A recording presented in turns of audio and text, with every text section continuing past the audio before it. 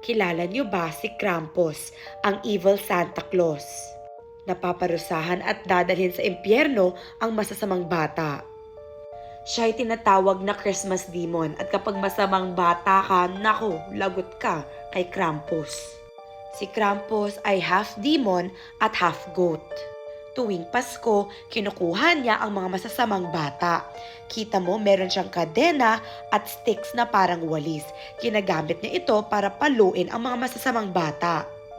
At meron din siyang basket. Dito niya nilalagay yung mga bata at dadalhin sa impyerno. At merong pelikula tungkol kay Krampus at ang title niya ay Krampus. Ito ay isang scary Christmas movie at hindi lang yung bata ang paparusahan, yung buong pamilya niya. Kayo guys, are you naughty or nice? Sino ang pupunta sa inyo ngayong Pasko? Si Krampus o si Santa Claus? Feeling ko sa akin guys, si Krampus.